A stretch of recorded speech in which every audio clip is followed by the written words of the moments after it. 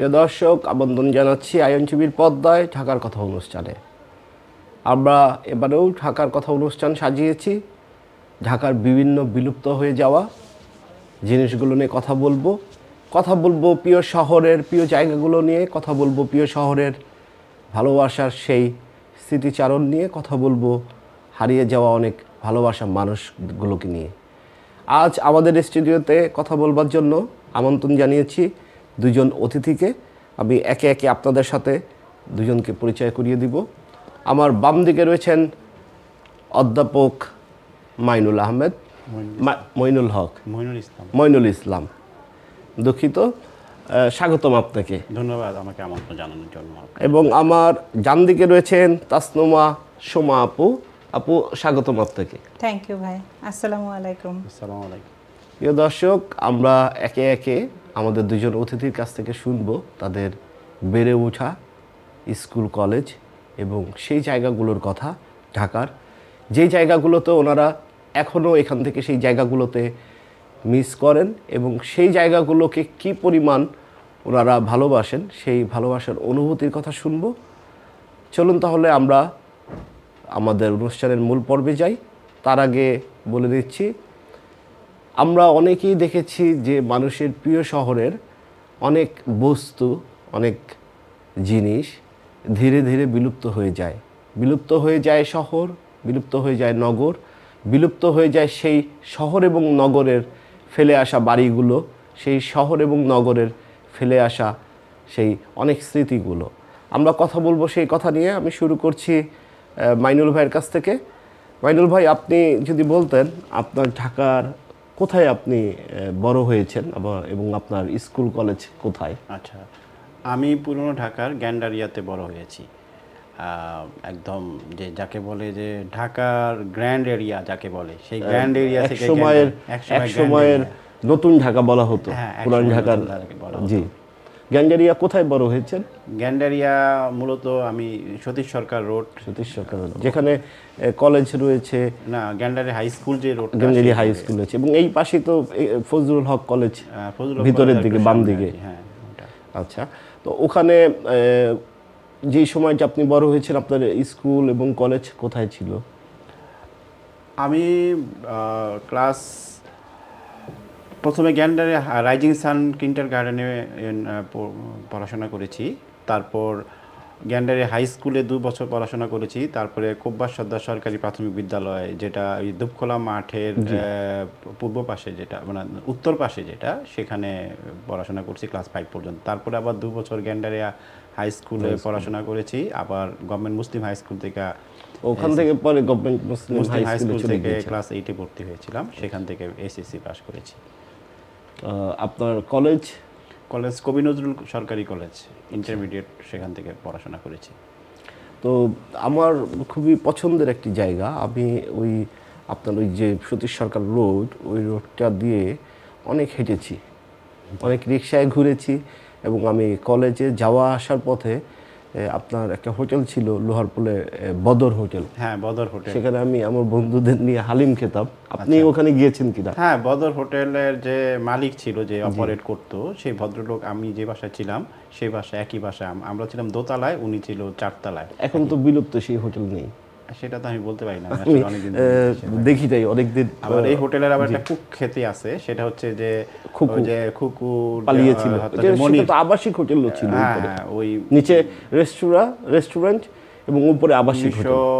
1989 সালের এই ঘটনাটা। জি, সেই খুকুর যে হত্যাকাণ্ড, যে হত্যা হলো, সেই হত্যার যে আসামি ছিল, যে সেখানে পলাতক ছিল ডাক্তার, উনি প্রখ্যাত একজন ডাক্তার ছিলেন। ওনার মা ছিলেন একজন গাইনি ডাক্তার মেহেরুন্নেসা। জি, তো ডাক্তার মেহেরুন্নেসার ছেলে ছিল মনির। তো চিটাগাং থেকে আসার সময় তারা চিটাগাং গেছিল মনে হয় হানিমুন করার জন্য। সেই সময় মিজি গ্রাম আছে, যে ওই সিদ্ধিরগঞ্জ, নারায়ণগঞ্জ, সেখানে ওই খুব ওনাকে হত্যা করে ওখানে লাশ ফেলে রাখা। আমি ওই গল্পে যাচ্ছি না, কিন্তু লোহারপুলের কথা আপনার মনে আছে কি? সেটা তো এখন বিলুপ্ত। হ্যাঁ, লোহারপুল এখন বিলুপ্ত হয়েছে 1998 সাল থেকে। এটা একটাই তো ব্রিজ ছিল ঢাকা শহরের, লোহারপুল। যদিও এখন হাতির ঝিল একটা অন্যরকম, বাট লোহারপুলের মতো ছিল। ধোলাই খালের উপরে আসলে দুটা ব্রিজ ছিল। একটা ছিল কাঠের ব্রিজ, কাঠের পুল, সেটা 1984 সালে সেই ব্রিজটা ভেঙে ফেলা হয় এবং সেখান দিয়ে একটা কংক্রিটের ব্রিজ করা হয়, কিন্তু এখন সেটাও নাই। দুটাই নাই এখন তো এখন তো box 98 culvert- সালের পর থেকে হাইওয়ে রোড হয়ে গিয়েছে ওখান ওটা থেকে বক্স কালভার্ট করে উপর দিয়ে যাত্রাবাড়ি হাইওয়ে পর্যন্ত। রাস্তা করা হয়েছে ওখান দিয়ে এখন। প্রিয় দর্শক, শুনছিলাম সেই লোহার পোলের স্মৃতিচারণ এবং কাঠের পোলের। আমরা হয়তো এই জেনারেশনের অনেকেই জানি না যে ওখানে একটা লোহার পোল ছিল। ইভেন আমি গল্প শুনেছি, আমার দাদা ছিলেন শেষ ওনার সূত্রাপুর থানার অবসরপ্রাপ্ত, ওখানে উনি অবসর নিয়েছেন। তো আমার চাচা বাবারা নাকি লোহার পোল থেকে উনি ওনারা লাফ দিয়ে নদীতে ঝাঁপ দিতেন। আমরা কোনো পানি কিন্তু দেখি নাই। না, পরবর্তীতে আসলে ঢাকার যত ময়লা আছে যে ওখানে ময়লা আবর্জনা যে সুয়ারেজের ইগুলো সেখান দিয়ে যেত আর কি, ওই ধলাই। আমার কাছে বিশ্বাস হতো না, আমি যখন গল্প শুনতাম এবং আমি যখন যেতাম ওই রাস্তা দিয়ে। ওই মিল ব্যারেক যে আছে, মিল ব্যারেকে গিয়ে এটাকে আবার রিফাইন করে বুড়িগঙ্গাতে জি জি জি, এটা তো পরবর্তীতে করা হয়েছে, কিন্তু তাদের কাছে গল্প শুনতাম যে ওখানে বেশ ভালো বুড়িগঙ্গার পানি আসছে। হ্যাঁ, ওটা আগে ডাইরেক্ট মানে বুড়িগঙ্গার সাথে এটা কানেক্টেড ছিল। তাদের এই গল্প তো সম্ভবত 70 বা 60 দশকে। না, এটা 1980-র দশকেই আমি নিজের চোখে আমি দেখেছি নিজের চোখে। হ্যাঁ, সেটা হচ্ছে যে এই ধোলাইখাল দিয়ে দুপখোলা মাঠে গরুর হাট বসতো। সেই গরুর হাটগুলোতে গরু আসতো নৌকা দিয়ে কাঠের পোলের নিচে, সেখানে লোক গরু নামায়, তারপর সেটা আমি দেখেছি গরু নামানো। আমি মাইনুল ভাই আপনার কাছে আসবো, তার আগে আমি আপনার কাছ থেকে একটু ইনজাকশন শুনে আসি। আপু যদি বলতেন যে কোথায় আপনি বড় হয়েছেন এবং কোন স্কুল কলেজ থেকে আপনি পড়াশোনা করেছেন? ধন্যবাদ ভাই। আমার জন্ম, বড় হওয়া এবং স্কুল কলেজ সব একই এলাকাতে, সেটা হচ্ছে মতিঝিল আবাসিক এলাকা যেটা। তো সেই আবাসিক এলাকার আইডিয়াল স্কুল অ্যান্ড কলেজ, আমার সেই স্কুল থেকে শুরু করে কলেজ পর্যন্ত সেখানে। একই স্কুল এবং কলেজ? স্কুল এবং কলেজে আমরা ছিলাম দ্বিতীয় ব্যাচ, মানে একদম নতুন কলেজ, আগে ছিল না, এবং তখন একটাই আইডিয়াল স্কুল ছিল। পরবর্তীতে তারা মানে আইডিয়াল কলেজ হয়। হ্যাঁ, আমরা ছিলাম দ্বিতীয় ব্যাচ। এইটা হচ্ছে 93 সালে। তো ওইখানে সরকারি কলোনি যেটা এজিবি কলোনি, মতিঝিল কলোনি আমি গিয়েছি আপু। হ্যাঁ, খুবই বড় একটা কলোনি এবং খুবই ঢাকা শহরে যারা ছিল বা আছে তারা সবাই জানে, কলোনিটার নাম হলেও জানে। আমি গিয়েছি, ভিতরে আমার অনেক ফ্রেন্ডও ছিল সেখানে। হ্যাঁ, এটার আবার বিভিন্ন অংশ, এক একটা অংশের এক এক নাম। সাইড থেকে তো কলোনির গেট বের হয়েছে। একটা বের হয়েছে রাজারবাগ পুলিশ পাড়ির এই পাশ দিয়ে, তারপরে আরেকটা বের হয়েছে আপনার কাকরাইলের এই পাশটা দিয়ে। আপনি ভালো বলতে পারবেন কোন কোন? আমাদেরটার নাম ছিল আইডিয়াল জোন, কারণ আইডিয়াল স্কুলের পিছনে আমাদেরটা ছিল। এবং একটা ইন্টারেস্টিং ফ্যাক্ট হচ্ছে ওইটা কিন্তু এজিবি কলোনি, কিন্তু আমার বাবা মা কিন্তু এজিবিতে ছিলেন না। আচ্ছা, ওই আমাদের বিল্ডিংয়ে বা প্রতিটা বিল্ডিংয়ে একটা করে ফ্ল্যাট থাকতো, যেটা এডুকেশন ডিপার্টমেন্টের। আচ্ছা আচ্ছা। তো আমার আম্মা ছিলেন স্কুলের টিচার, সরকারি স্কুলের টিচার, তো সেই সূত্রে কিন্তু আমাদের ফ্ল্যাটটা। এটা তোমরা ব্যাংক কলোনির ভিতরে? ব্যাংক কলোনি আবার আরেকটু অন্যদিকে। ওইটা এজিবি কলোনি না, ওইটা হচ্ছে ব্যাংকে যারা কাজ করতো, সরকারি ব্যাংকে তারা ছিল অ্যালোটি। ওইটা আমাদের থেকে আরেকটু দূরে ছিল। হ্যাঁ, তো তাহলে তো আপনি ওইখানে অনেক বছর, আপনার বড় অনেক হওয়া, বছর, মানে আমার জন্ম থেকে এই দেশে আসা পর্যন্ত। আচ্ছা, তাহলে তো আপনার অনেক স্মৃতি কলোনি জুড়ে। আমার বলতে পারেন যে কলোনির ভিতরেই এলাকা একটু চেঞ্জ হয়েছে, বা ছোট বাসা থেকে বড় বাসায় আমরা গিয়েছি, কিন্তু তারপরেও ওইটা কলোনিতেই ছিল। আমার কাছে এক সময় খুব কলোনির লাইফটা খুব মজাদার লাগতো। এরকম আমি যখন যেতাম আমার বন্ধুদের দেখতাম যে একটু সাজানো গোছানো ছিল। তো আমাদের অনেক সাজানো গোছানো ছিল। বাইরের যে পরিবেশটা, সেই পরিবেশ থেকে কলোনির পরিবেশটা একটু সিমসাম ছিল। আপনারা বিকাল হলে মনে হয় নিচে যেতেন হাঁটতে। আমাদের খেলার জায়গা ছিল, যে জিনিসটা আমি মনে করি যে যারা নিজেদের বাড়িতে ছিল ওই সময় ঢাকা শহরে, তাদের ছিল না। কিন্তু আমার ছিলই না, একদমই না। আমাদের প্রত্যেকটা বিল্ডিং এর সামনে অনেক বড় খেলার জায়গা ছিল, এবং আমরা কিন্তু খেলতাম প্রতিদিন, বাইরে খেলতাম। আমি দেখেছি অনেক মেয়েরা বা যারা গার্জিয়ান আছেন তারাও হাঁটতে বের হতো বা ব্যাডমিন্টন খেলতো। শীতের সময় ব্যাডমিন্টন খেলার আয়োজন হতো। তো আমরা এই যে খেলার একটা জায়গা পেতাম, এবং ওইটা খুবই মানে নিরাপদ, জি, কারণ আপনাদের গঞ্জের ভিতরে তো বাইরে কেউ প্রবেশ করতো না, সবাই সবাইকে চিনে। তো এইটা অন্যান্য এরিয়ার ভিতরে ওই সময় এত কিছু হতো না, তারপরে ওই সময় বুঝিনি, কিন্তু এখন বুঝি যে আসলে পুরো কলোনিটাই কিন্তু আমাদের গঞ্জি এবং আপনার নিরাপত্তা আমাদের বাসার মতন ছিল। কারণ ধরেন বিকালে আমরা যখন খেলতে নামতাম, আমার আম্মা যদি না থাকে সামনে, কিন্তু আমার কোনো বান্ধবীর মা যদি থাকে ব্যালকনিতে, আমি যদি ব্যথা পাই, উনি কিন্তু আসতো। তো আমরা কিন্তু সবসময় একটা নিরাপত্তার ভিতরে, যত্নের ভিতরে থাকতাম। এখন আমি খুব চিন্তা করি যে এটা আসলে একটা আশীর্বাদ ছিল কলোনিতে বড় হওয়া। এটা একটা আমরা বড় যারা বাইরে পরিবার। থেকে দেখতাম, আমাদের কাছে কিন্তু জিনিসটা একটু মানে জেলাসি লাগতো যে আমরা কেন কলোনিতে থাকতে পারলাম না। আবার যারা কলোনিতে ছিল তারা বলতো তোমরা তো ওপেন, তোমাদের তো এখানে যেমন আমাদের এক এরিয়া থেকে অন্য এরিয়ায় গেলে তো খুব একটা কেউ চিনতে পারতো না। ওই বয়সের ছেলেমেয়েরা যা করে আর কি, যে লুকিয়ে চলে যায় পাশের এরিয়ায়, ওখানে গাড়িটা দিয়ে আসলো। তো আপনার স্কুল কলেজ সম্পর্কে যদি যাওয়া আসার পথে কোন জায়গাগুলো আপনি এখন মিস করেন? আমার স্কুল কলেজ আমার বাসা থেকে খুবই কাছে ছিল, তেমন কোনো দূরত্ব না। আমার মা যেহেতু চাকরিজীবী মহিলা ছিলেন, আর উনি চাকরি করতেন ছেলেদের স্কুলে, মতিঝিল গভর্নমেন্ট বয়েজ হাই স্কুলে। তো আমাকে ওইখানে দিতে পারেননি। আমার বাবা মার যেটা টার্গেট ছিল যে আমি যেন নিরাপদ থাকি, বাসার খুব কাছে আইডিয়াল স্কুল। তো এই জন্য ওইখানে আমি আমার আরও কয়েকটা বান্ধবীর সাথে যেতাম সকালবেলা। তো আসা যাওয়ার রাস্তার অভিজ্ঞতার থেকেও আমি যেটা বলবো, আমি এখনও মাঝে মাঝে চিন্তা করি যে এটা কীভাবে করতাম। আমাদের স্কুল শুরু হতো 6:45-এ, কারণ 2টা শিফট যেহেতু, হ্যাঁ, এবং খুবই স্ট্রিক্ট একটা স্কুল ছিল, ধর্মীয় ব্যাপার থেকে শুরু করে সব কিছু নিয়েই। তো 6:45-এ স্কুল শুরু হতো এবং 6:50-এ গেট বন্ধ করে দিত, আর কাউকে ঢুকতে দিত না। না, দরজা বন্ধই করে দিত, কোনো ঢোকারই কোনো নিয়ম ছিল না। এবং যারা মিস করতো তারা কি ফেরত চলে আসতো?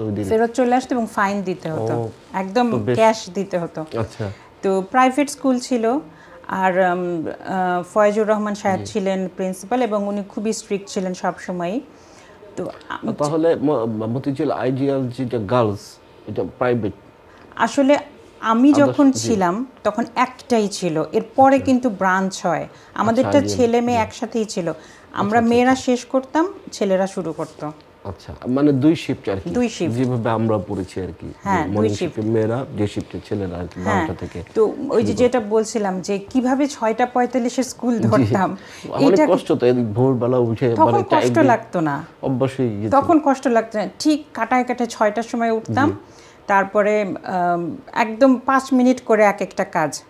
যেহেতু আমাদের বাসা সবাই বের হয়ে যায় কাজ, বাবা মা এবং আমার 2 ভাই, আমি তো একদম স্লট করা থাকতো এক একটা কাজের জন্য। 5 মিনিট 5 মিনিট 10 মিনিট অন টাইমে বের হয়ে যেতাম।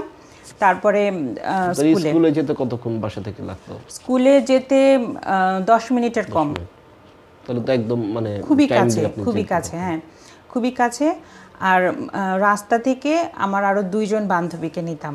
আচ্ছা, আমি ছিলাম এন্ডে, আমি ছিলাম একটা প্রান্তে, আমি যাওয়ার পথে আরো 2 জন বান্ধবীকে নিতাম। হ্যাঁ, তাদের সাথে কি এখন যোগাযোগ আছে? তাদের সাথে ফেসবুকে যোগাযোগ আছে, কথা হয়। একজন অস্ট্রেলিয়াতে, একজন বাংলাদেশে। আচ্ছা, কাছাকাছি হলে তো, এই দেশে হলে তো ওই পরিবেশটা বা খুব আপনারা ওই দিনগুলোর কথা স্মৃতিচারণ করতে পারতেন। আমার বান্ধবীরা এই দেশে আসলে আমি কাউকে পাইনি। কানাডায় আছে, আমেরিকায় আছে, অস্ট্রেলিয়া আছে। অনেকটা কষ্টের যে যাদের বন্ধু বান্ধবী বা এরকম একটা ব্যাচ থাকে, এখানে এসে অনেকেই কিন্তু ওই পরিবেশটা পেয়ে ওঠেন না, তখন বিভিন্ন রকম বয়সীদের সাথে বন্ধুত্ব করেন। তো এটা কষ্টের আসলে। আমার কাছে একটা সময় তো আমি খুব চাইতাম যে রাস্তায়ও যদি আমার কারোর সাথে একটু দেখা, যখন ফেসবুক ছিল না একদম, আমি যখন এখানে আসি তার পরের কিছু বছর, আমার মনে তো রাস্তায় যদি কখনো কারোর সাথে একটু দেখা হতো, আমার এলাকার বা আমার মতো, হ্যাঁ, স্কুলের হোক, কলেজের হোক, ইউনিভার্সিটির হোক। তারপরে ফেসবুক আসার পরে অবশ্য খুঁজে খুঁজে প্রায় সবাইকে পাওয়া যায়। হ্যাঁ, এখন সবার সাথেই আমি কানেক্টেড। জি, ধন্যবাদ আপু আপনাকে। আমি একটু মাইনুল ভাইয়ের কাছে শুনতে চাবো স্পেসিফিক, আমরা ছেলেরা পুরান ঢাকার ছাদের উপরে খেলেছি, ছাদের উপরে আড্ডা দিয়েছি, আপনি কোনটা নিয়ে বলবেন? খেলা নিয়ে বলবেন না আড্ডা দিয়ে নিয়ে বলবেন? দুটাই আমরা ঘুরিয়ে উড়াতাম। জি, ঘুড়ি তো উড়াতাম, অনেক সময় ক্রিকেট খেলতাম। ছাদের উপরে বল পড়ে যেত নিচে, বল পড়ে যেত নিচে, বল পড়ে গেলে আউট। কিছু কিছু আমরা নিজেরাই আইন তৈরি করতাম। তো এরকম করে আমরা ক্রিকেট খেলতাম, ব্যাডমিন্টন খেলতাম ছাদে। বিশেষ করে ঘুড়ি উড়ানোটা খুব মনে মিস করি আর কি। সেটা যে ওই প্রতি বছর আমাদের তো সাকরাইন ছিল যে এক মাস আগে থেকে প্রিপারেশন থাকতো, মানজা দেওয়া, এই সুতা কোনটা ভালো এটা নিয়ে গবেষণা করা। আপু আপনি সাকরাইন দেখেছেন দেশে থাকতে? না, আমাদের ওই সাইডে ছিল না, কারণ পুরানো ঢাকার কালচার কিন্তু অনেক আলাদা ছিল। জি, মতিঝিলের এই পাশটা একটু আলাদা আমাদের সাথে।